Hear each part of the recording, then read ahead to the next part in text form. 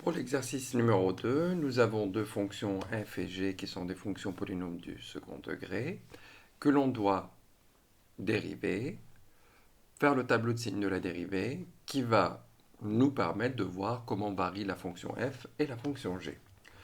Donc le petit 1, il va falloir dériver. Donc f' de x, c'est quoi? Donc là on a 2, je multiplie par la dérivée de x au carré, c'est-à-dire 2x. Et là, la partie affine, je ne garde que le coefficient devant le x. Maintenant, il ne me reste plus qu'à simplifier. Donc ça nous fait 2 fois 2x, ça fait 4x, le plus 8. Je l'écris. Et voilà, donc on va passer à g' de x. G' de x, j'ai moins 3 fois la dérivée de x au carré, je la connais par cœur, c'est 2x. La partie affine, je garde juste 6. Je rappelle, la dérivée de x c'est 1, donc je vais avoir 6 fois 1, ça fait 6. Et la dérivée d'une constante, c'est 0. Quand ça ne dépend pas de x, la dérivée par rapport à x, c'est 0, puisque ça ne dépend pas de x. Il ne me reste plus qu'à simplifier. Là, j'ai moins 6x plus 6. Nous avons ici deux fonctions affines. Quand on arrive, on tombe sur deux fonctions affines. Normalement, pour les fonctions affines, je sais dresser le tableau de signes. Il faut d'abord savoir où s'annule. Donc je rappelle, une fonction affine, c'est une fonction dont la représentation graphique est une droite. Là, on remarque que le coefficient, c'est 4, c'est positif, je vais avoir une droite qui monte. Là, le coefficient directeur de la dérivée, c'est moins 6, c'est négatif. Donc je vais avoir une droite qui va descendre, décroissante, croissante, décroissante. Donc, une fois qu'on sait ça, il va falloir trouver la valeur de x0. C'est quoi x0? C'est là où s'annule la fonction dérivée. Donc, où est-ce que s'annule la dérivée pour le premier? Donc, pour ça, il va falloir résoudre 4x plus 8 égale 0. Normalement, on sait faire depuis le collège. Donc, x égale, donc je passe moins 8, donc, et je divise par 4.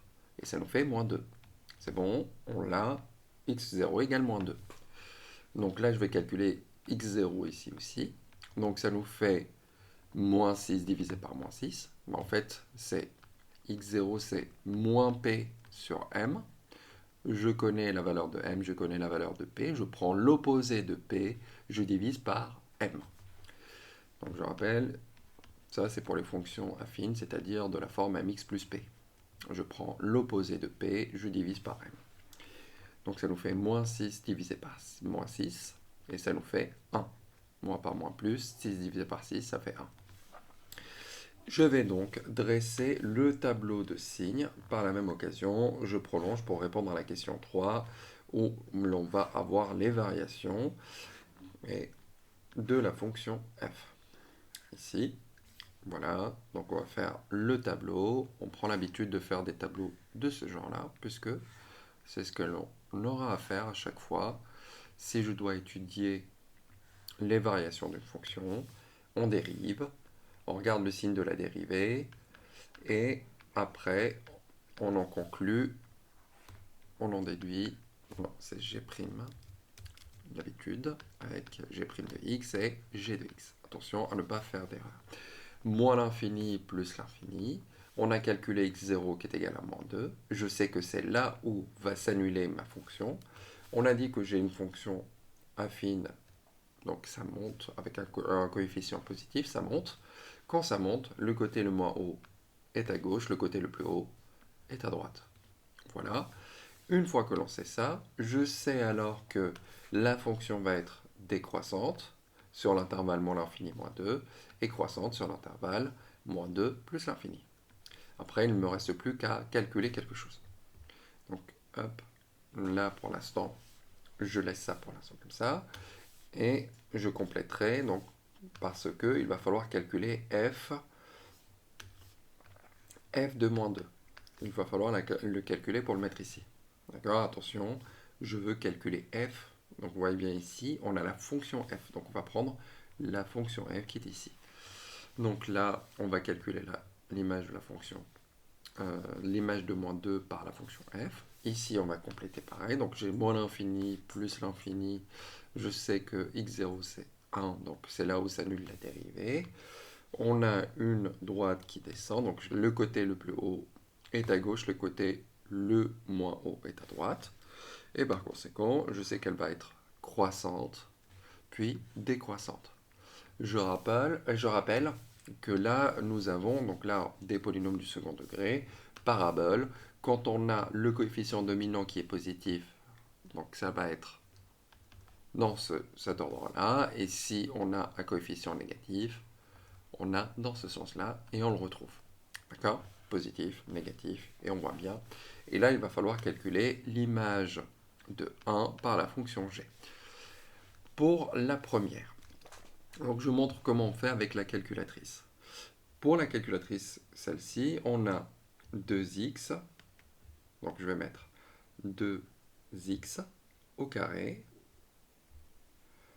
moins 8x, moins 2 il me semble, je vérifie l'expression, oui. Donc non, c'est plus 8x, donc il va falloir que je revienne et que je change, plus 8x.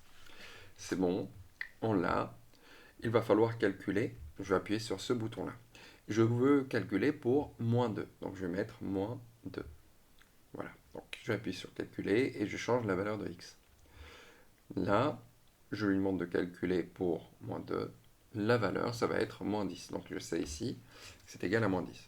Si je n'ai pas de calculatrice, bon, on peut calculer à la main. Donc je vais avoir 2 fois moins 2 au carré, ça va faire 2 fois 4, plus 8 fois moins 2, moins 2. Donc je vais avoir, donc ici, 8, moins 16, moins 2. Donc je vais avoir moins 8, moins 2, ce qui me fait moins 10. Et on retrouve, c'est moins 10 ici. Maintenant, on va calculer l'image de 1 par la fonction g. Donc je montre comment on fait. Moins 3x au carré, plus 6x, plus 3. Plus 3. Je vais appuyer sur calculer et je vais demander de calculer pour x égale 1. Donc c'est bon, on l'a. Et je demande de calculer, j'appuie encore une fois sur exécuter et ça me fait moins 4. Donc là, c'est moins 4 car l'image de 1 par la fonction est moins 4. Et voilà pour cet exercice.